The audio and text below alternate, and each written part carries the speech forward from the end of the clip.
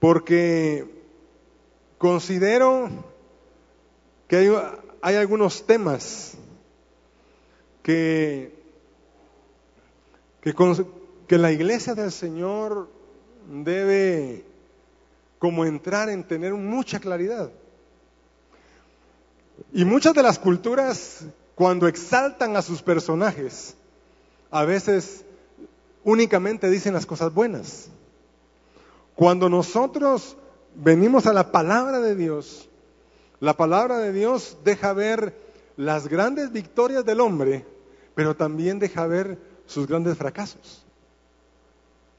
Y cuando es expuesto todo esto, la palabra dice en Corintios, como lo acabamos de leer, todo lo que ustedes lean, todo lo que hemos estado aprendiendo y que se quedó en la palabra de Dios, ha sido escrito para nuestra enseñanza. Es para que nosotros atesoremos. Y yo solo quiero darle algunos datos. Hace algún tiempo yo conocí a un matrimonio que son misioneros en lugares como Turquía, donde hay mucho pueblo de religión islámica y que es prohibido hablar de Dios. Si alguien es cristiano, hasta puede ser metido en la cárcel.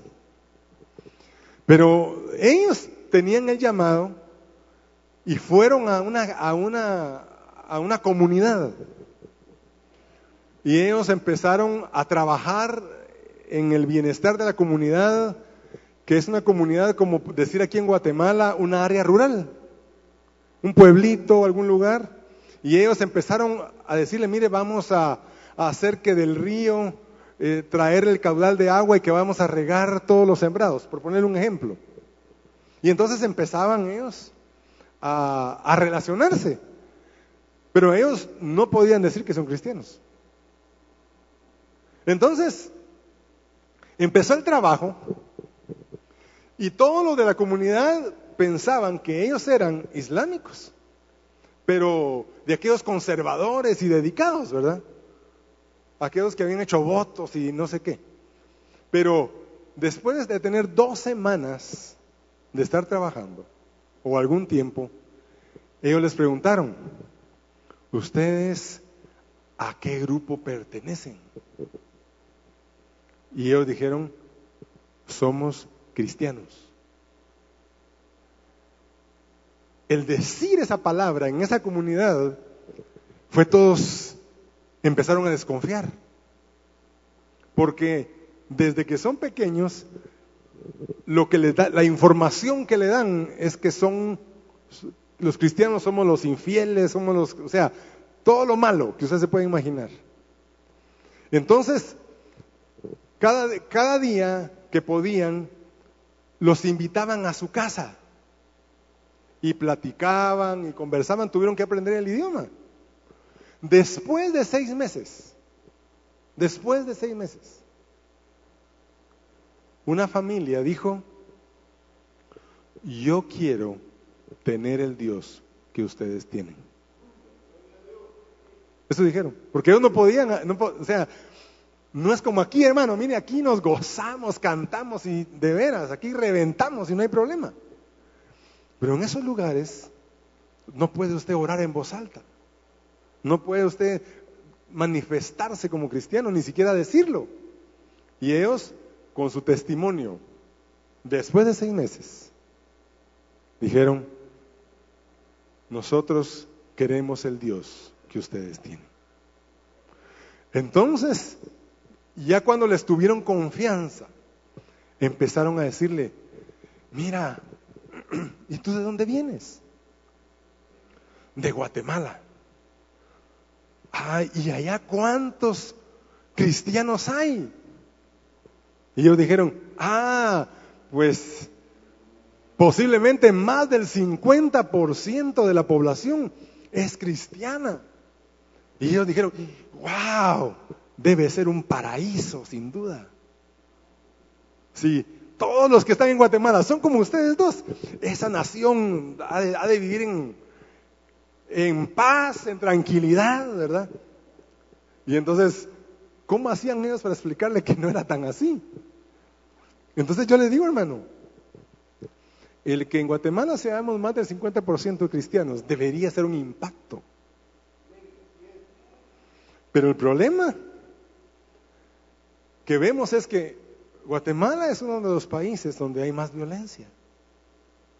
Es uno de los países donde hay mucha corrupción, ¿verdad? Y últimamente, no sé si es por las oraciones del pueblo, ¿verdad? Pero están saliendo a luz muchas situaciones que tienen al país con cierta inestabilidad. Y ahora, hermano, no es como antes, ¿verdad? Antes decía, mire, consígame un evangélico para que trabaje. Ahora uno no tiene que decir que es evangélico porque no le dan trabajo. ¿Verdad? ¿Es cristiano? No, usted no es de esos, ni me los... Ya tuve una mala experiencia. Entonces, pareciera que el evangelio está diluido. Pareciera que el evangelio ya no es. Y entonces, hermano, yo he visto algo a lo que yo le he llamado la crisis que en algún momento pasa a la iglesia. Y la crisis que pasa a la iglesia es que nosotros predicamos el evangelio y entonces los hermanos vienen. Cuando los hermanos vienen a la iglesia, nosotros tomamos el versículo de 2 Corintios capítulo 5 y verso 17 que dice: si alguno está en Cristo, es nueva criatura. Las cosas viejas pasaron y he aquí son hechas nuevas. Entonces empezamos a enseñarle, mira, ahora que el Señor te sacó del pecado, ahora que pasó todo esto, entonces ahora debes vivir de esta forma. Y empezamos a decirle, tienes que serle fiel al Señor, no te tienes que contaminar, no tienes que hacer esto. Y entonces le empezamos a dibujar. O nos empezaron a dibujar, si usted lo quiere ver así, una forma de cristianismo en la cual tenemos que tener cierta conducta, cierta forma. El conflicto es que cuando pasa algún tiempo, el cristiano se da cuenta que después de la emoción de estar en la iglesia, de haber conocido al Señor y de tener un tiempo, él se empieza a dar cuenta que hay cosas que todavía no ha logrado vencer. Él se da cuenta que aunque la salvación es un acto, la transformación es un proceso. Entonces se empieza a dar cuenta el hermano que tiene que luchar con sus pensamientos. Se da cuenta el hermano, la hermana, se da cuenta que hay cosas que han pasado en su vida que en este momento le vienen a marcar tendencias de pecado en su corazón. Y todas estas situaciones que nos vienen a nosotros a atacar, el problema es que ya en la iglesia nos pusieron un estándar. Y si ya me pusieron el estándar y un hermano viene y dice, hermano, ¿quién está caído? Que por favor pase adelante. No pasa nadie, hermano. Nadie pasa. Peor si tiene privilegio, Dios guarde, le quitan el privilegio si pasa. Y entonces el hermano empieza a forcejear, porque en lo privado, en su soledad, empieza a pelear con sus áreas. Y un día viene a la iglesia contento porque ha vencido y otra vez que ya todo lo ha perdido. ¿Estoy hablando o solo a mí me pasará? ¿O a usted también? Y entonces, hermano, esas son las cosas. Y por ejemplo, el hermano, si tiene problemas, ¿con quién va? ¿Con quién va? A decirle cómo se siente su alma. ¿A quién le va a contar que cada vez que pasa en el supermercado y pasa por licores le da sed? ¿A quién le va a contar eso? ¿A quién le cuenta eso? ¿A quién le cuenta de que en algún momento dado se siente atraído por la secretaria que está en su trabajo? ¿A quién se lo cuenta?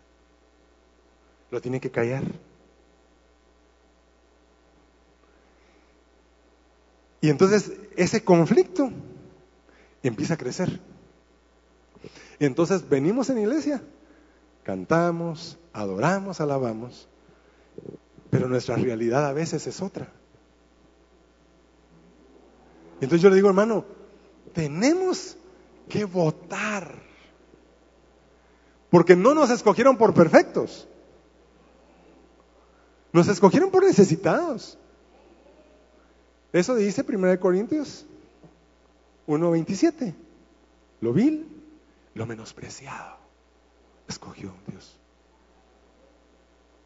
Entonces, hermano, es importante que usted identifique a tiempo sus debilidades. Es muy importante. Y que pueda buscar ayuda. Los cristianos tienen hábitos, tienen prácticas, tienen costumbres que no son agradables a Dios, pero en vez de exponerlas para irlas cambiando, las esconden, las escondemos. Y entonces el momento es en que yo tengo que sentirme libre con la libertad que Cristo me hizo libre. La naturaleza del hombre, por su propia naturaleza, tiende al pecado. Eso es algo normal en nosotros. Pero no es para que se dé la grande, ¿va? Sino que solamente lo estoy explicando. Es nuestra naturaleza tiende al pecado, y cuando nosotros venimos al Señor por medio de la nueva naturaleza en Cristo Jesús, empezamos a disciplinar nuestra vida. Y para que nuestra alma y nuestro corazón no haga lo que quiere, sino lo que debe. Y eso es muy importante. Porque hay jóvenes que andan extraviados porque no saben manejar sus emociones y sus impulsos.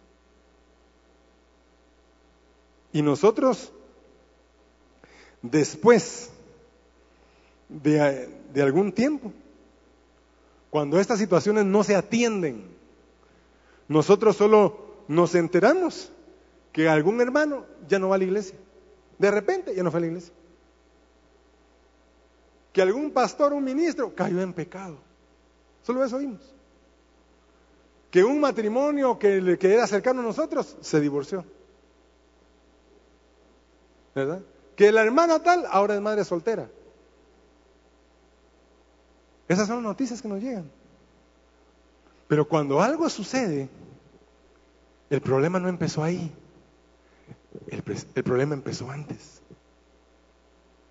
Entonces nosotros, como aquellos que hemos sido lavados por la sangre de Cristo, tenemos que conocer a Dios y su obra en nosotros. Porque yo le digo una cosa, hermano, a mí el Señor y a usted, el Señor no lo rescató de su vana manera de vivir para que el Evangelio lo sufra. El Evangelio el Señor lo dio para que lo disfrutemos. Mire, hermano, no hay nada más grande que sentirse perdonado. Es un privilegio sentirse en paz con Dios. Levantar manos santas sin ira ni contienda es un privilegio, hermano. Yo le digo, busquemos la santidad sin tener que ser fariseos. Porque el fariseo era mucha apariencia y no era genuino por dentro. Nosotros debemos de ser genuinos, y si estamos atravesando alguna crisis, debemos tener personas cercanas a las cuales puedan ser confidentes de nosotros y nos vayan a guiar para salir de cualquier situación. Si usted es una mujer, busque una hermana. Quizás la experiencia de algún varón le puede dar, un varón contado, ¿verdad? No cualquiera. Le puede dar una luz. Pero si usted ya va a rendir cuentas, tiene que ser una mujer, hermano. No puede ser alguien de otro sexo. No lo puede. Y entonces yo le digo, es muy importante que nosotros empecemos a edificar aquello que el Señor nos ha dado. Y lo quiero llevar a el libro de Samuel. Quizás solamente se lo voy a mencionar. Y de una manera rápida, no me voy a tardar mucho. Le voy a dar un pequeño resumen. Que lo más importante que el cristiano debe cultivar es su carácter. Necesitamos personas con un carácter donde sus principios y sus valores sean no negociables. No negociables. Yo me recuerdo, mi hijo, hermano, el más grande, hace un montón de años, estaba en un lugar donde él se estaba graduando de bachiller. Y fue una actividad muy bonita, social, si usted quiere, era secular la cosa. Pero de ahí como a las 10 de la noche, hermano, como a las 10 de la noche, ya no era el vals, ya no era la comida, sino que era licor. Y estaba una disco, y del otro lado estaba la gran familia. Se imagina usted, va, pero no era la familia de Dios. Y entonces él estaba emocionado y llegó conmigo y me dijo, me quiero quedar aquí con mis amigos toda la noche. Era su graduación, hermano. ¿Yo qué hacía? Como dicen ahí en el barrio, ¿verdad? Me puso en trapo de cucaracha. Yo no quería desairarlo. Pero mire, hermano, le pedí al Señor que me guiara. Yo le dije, mira, mi hijo, le dije, vos sabes que yo no te he enseñado a ser legalista. Pero solo te voy a decir una cosa, le digo yo. Aquí el protocolo y la parte quizás social ya pasó. En este momento, si vos miras a tu alrededor, solo hay licor y música. Esto ya es parranda, le digo yo. Esto ya no es otra cosa que parranda. Y aquí yo me voy y vos vas a amanecer y no sé ni cómo vas a amanecer. Entonces yo digo, perdóname, pero te vas con nosotros, nos vamos a la casa. Yo creo que lo entendió, aunque no fue de su agrado.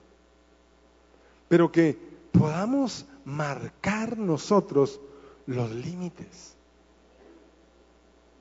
Si nosotros seguimos diluyendo el evangelio, cada vez, hermano, cualquiera. Un marero lo agarran, entra a prisión y anda pidiendo una carta del pastor para que digan que él está en la iglesia. O sea, a eso hemos llegado. Después de que realmente nunca estuvo en la iglesia ni nunca participó en nada, únicamente para que le sirva de respaldo.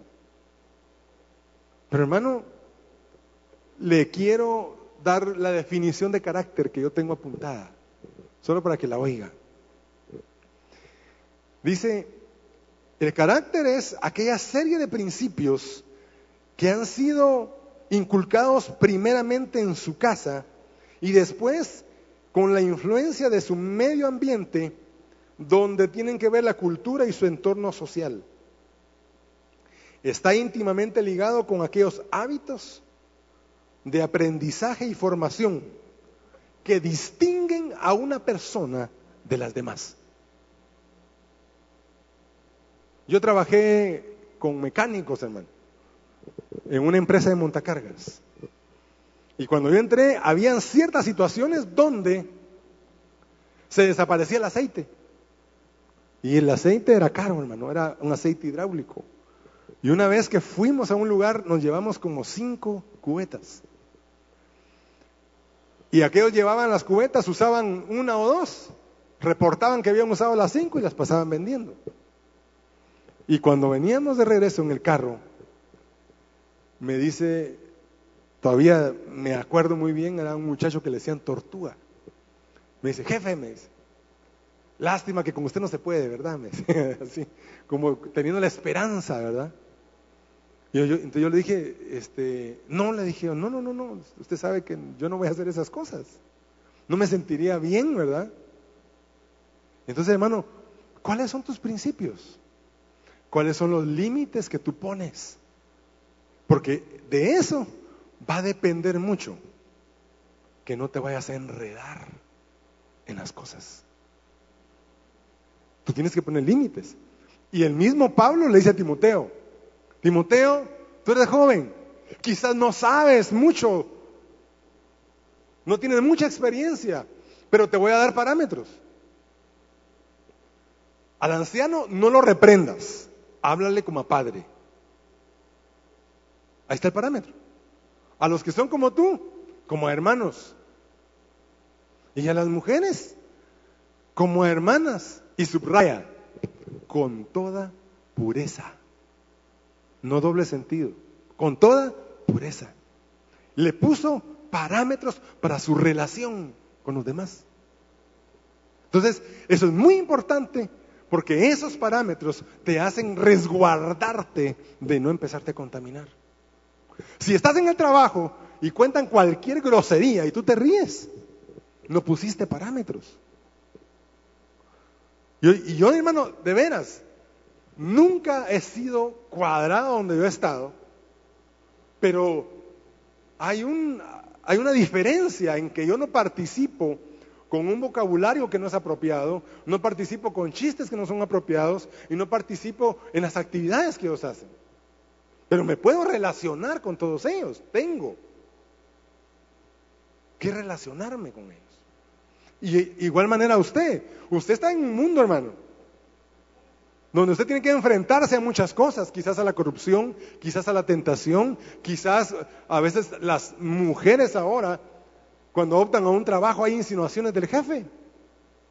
Pero digo, hermano, nosotros no dependemos de un trabajo para vivir, ni siquiera dependemos de la cantidad de dinero. Dios nos ha enseñado, y particularmente a mí, cuando yo me cambié de un trabajo a otro, yo, hermano, empecé a devengar el 50% del salario anual que yo tenía. Y yo empecé a decir, bueno, ¿qué recortes voy a hacer en las compras? ¿Qué recortes tengo que hacer? ¿Qué ajustes tengo que hacer? Porque sin duda, si sigo con mi mismo presupuesto, voy a entrar en crisis. Pasó 1 mes, 2 meses y 3 meses.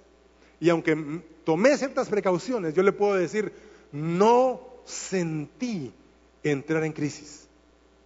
Y entonces empecé a decir, ¿qué está sucediendo en este momento? En mi vida, en mi economía. Y ahí fue donde el Señor me hizo sentir, tú no dependes de la empresa. Tú no dependes ni de la cantidad de dinero. Tú dependes de mí y de mi misericordia. Dele fuerte ese aplauso al Señor.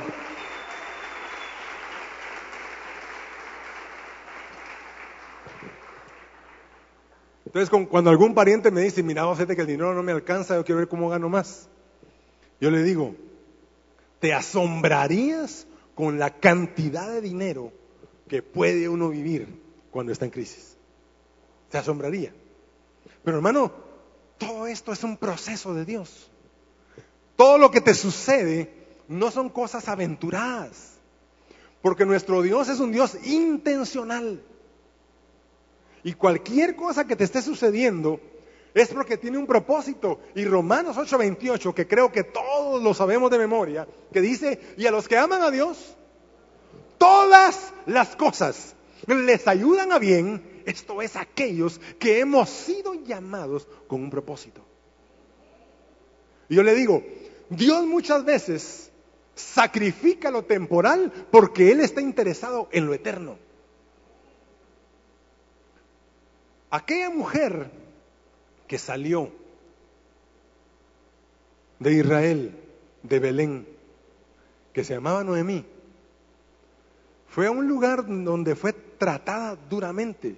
Yo no sé cuántas personas, cuántas familias, cuántos hermanos y hermanas pudieran, después de todo lo que pasaron, mantener su fidelidad.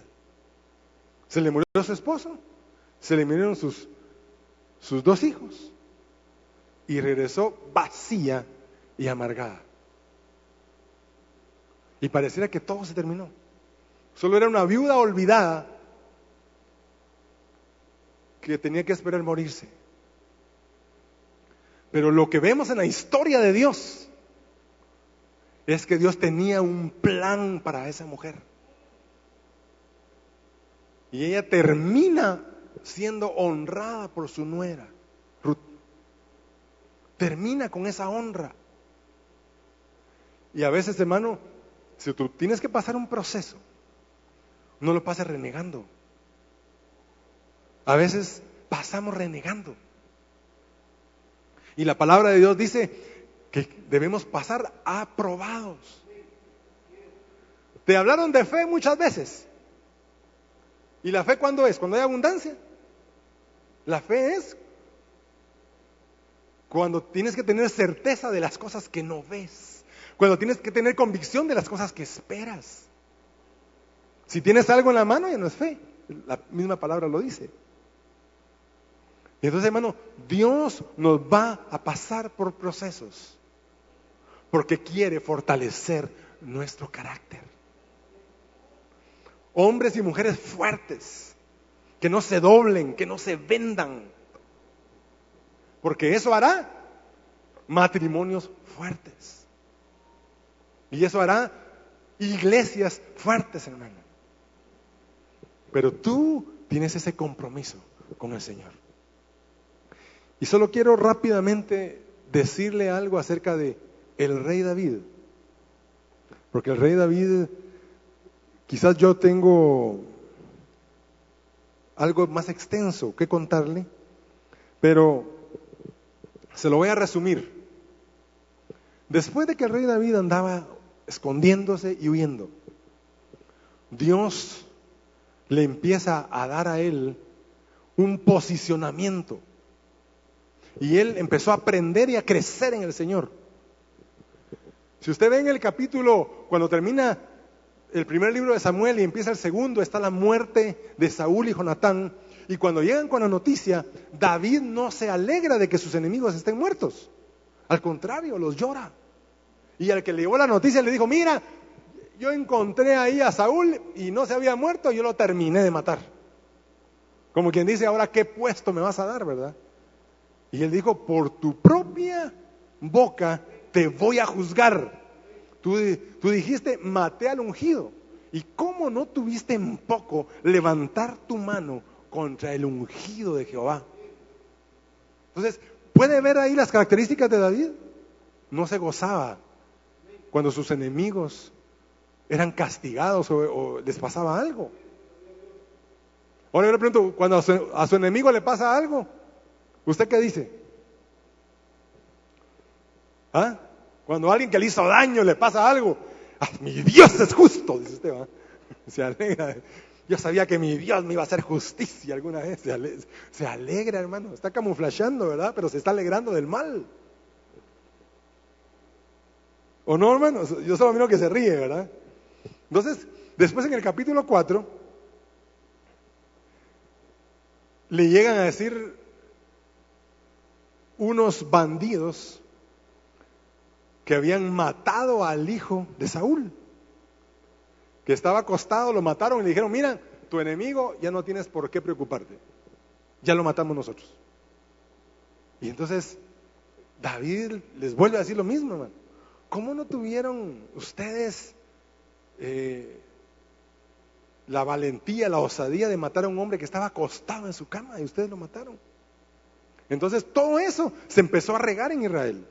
Y en el capítulo 5, todos los ancianos llegan y le dicen, nosotros sabemos que desde los días de Saúl tú eras el que entraba y salía y nos dabas la victoria. Ahora queremos que tú seas rey sobre todo Israel. Entonces usted puede ver un hombre que empieza a ser levantado en eminencia. Cuando llegamos al capítulo 6, David dice, bueno, ya que el Señor me ha permitido ser rey, lo primero que quiero hacer es traer el arca del Señor a la casa, que esté conmigo. Se preocupó por la presencia de Dios. Y aunque usted conoce de que cuando lo intentó de una forma hubo un quebrantamiento porque murió Usa, y entonces David dijo, bueno, ¿cómo tengo que hacer para llevarlo? ¿Cómo tengo que hacer? Él empezó a preocuparse. Y él dijo la segunda vez, ya sé, dijo él. El arca del pacto no debe ser llevada sino sobre los hombros de los sacerdotes, porque a ellos ha escogido el Señor para que lleven su presencia. Y entonces yo le digo a la oficialidad de esta iglesia, sobre tus hombros está la presencia de Dios para que la conduzcas dignamente, para que sirvas dignamente, para que ministres de una manera digna, que el Señor sea honrado en todo. Y cuando empezamos a ver el capítulo 7, 8 y 9, empieza el Señor a poner el temor de David y su ejército sobre todos los pueblos. Todo el mundo o le rinde tributo o le manda presentes. Todo está bien, hermano. Y empieza a ser posicionado como uno de los mejores reyes de todo el lugar. Todo el mundo le tiene respeto, todo el mundo le tiene temor, todo el mundo, pasan muchas cosas. Y yo le puedo decir, David en el capítulo 8 extiende sus dominios. En el capítulo 9 le muestra bondad a Mefiboset. Entonces todas estas cosas hacen que él sea alguien puesto en eminencia, con características positivas de su liderazgo. Pero en el capítulo 11, está la historia triste, que es la historia de Betsabé. ¿Se puede dar cuenta? Del capítulo 4 al capítulo 10, David va para arriba. Él muestra que no se agrada que a sus enemigos le pase algo. Él muestra que él quiere la presencia de Dios como todo. Muchas cosas. Pero llega un momento donde dice, él se levantó una tarde en su palacio y al levantarse vio a una mujer que se estaba bañando y la mandó a traer para acostarse con ella. Entonces yo le digo, hermano,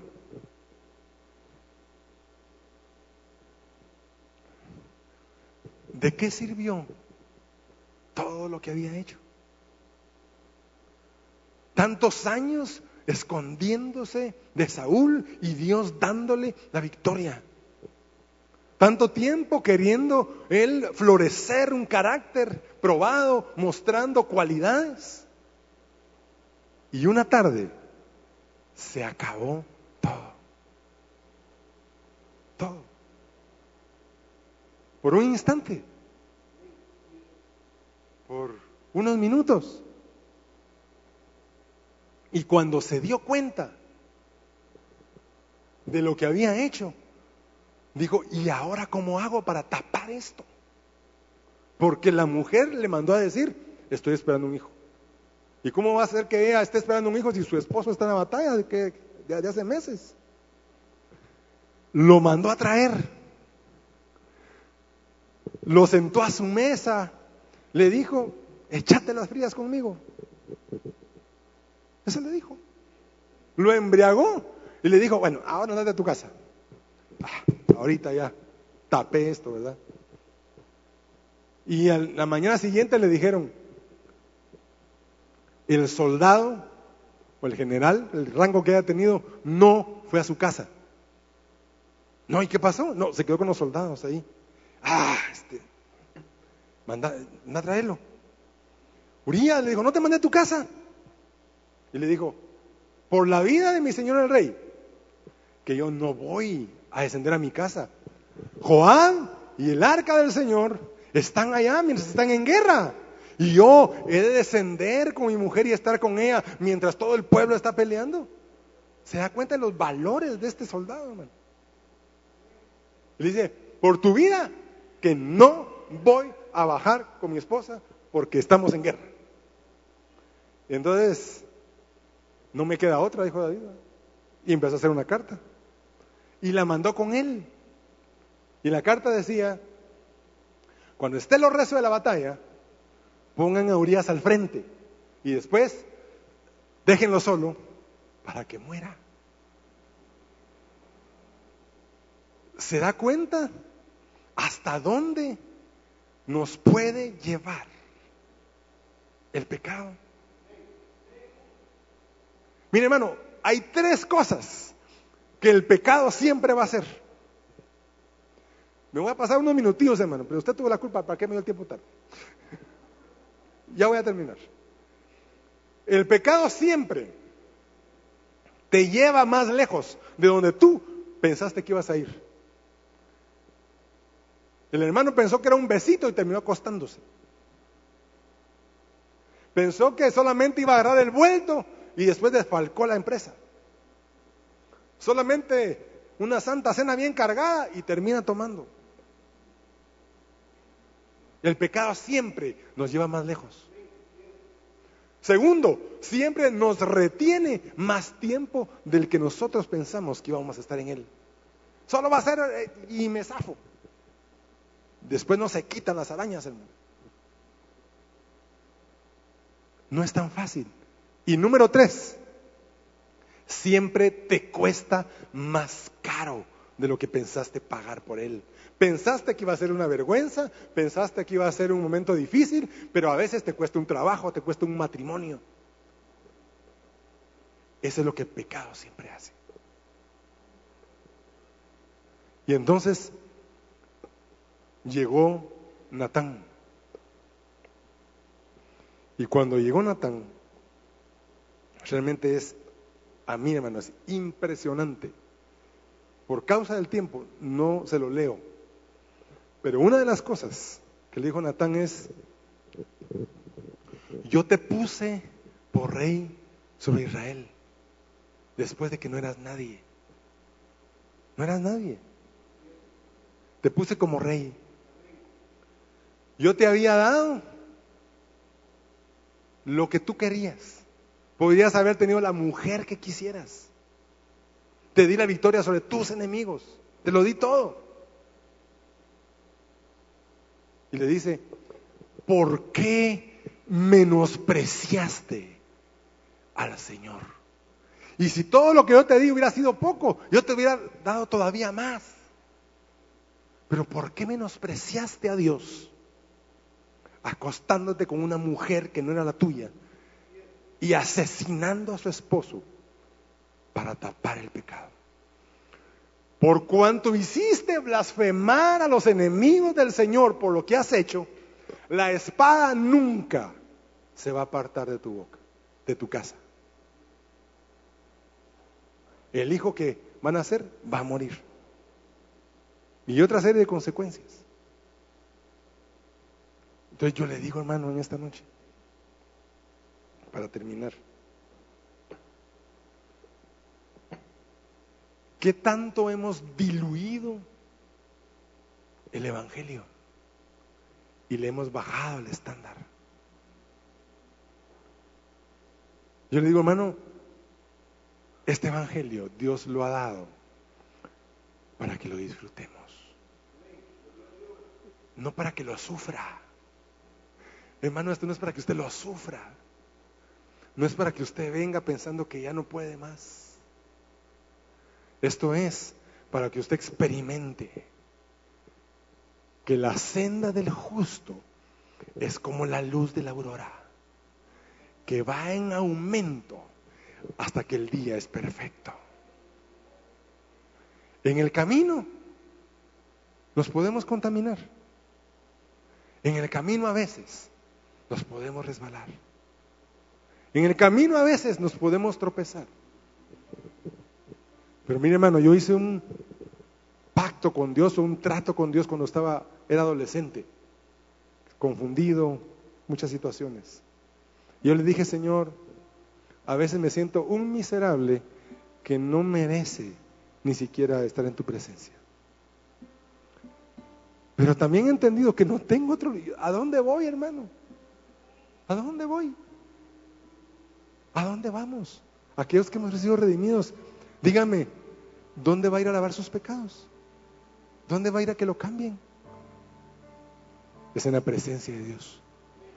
Entonces yo le dije: no importa qué tan lejos me sienta o qué tan miserable sea, siempre voy a venir a la cruz, porque es el único lugar donde hay esperanza para que cambie mi vida. Cierre sus ojos y permítame orar por usted.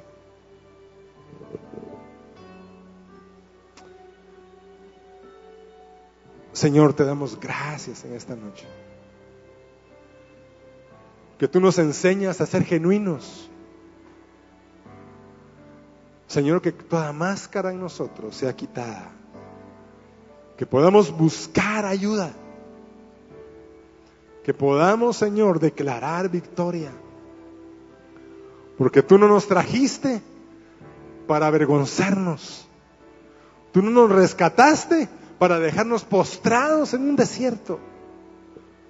Tú nos rescataste porque tenías un propósito para nuestra vida. Así que, hermano, yo lo invito a que reciba del Señor en esta noche. Padre, toda alma confundida, en el nombre de Jesús, trae revelación. Por toda alma que esté en lucha, en conflicto, en esta noche, trae de tu poder y quebranta todo yugo de esclavitud. En el nombre poderoso de Jesús. Libertad, libertad.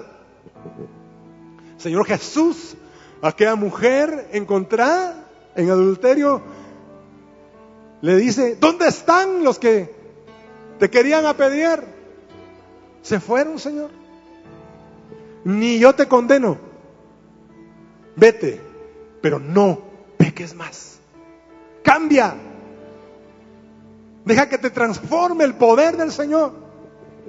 Así que hoy el Señor te dice: estás perdonado, estás perdonada.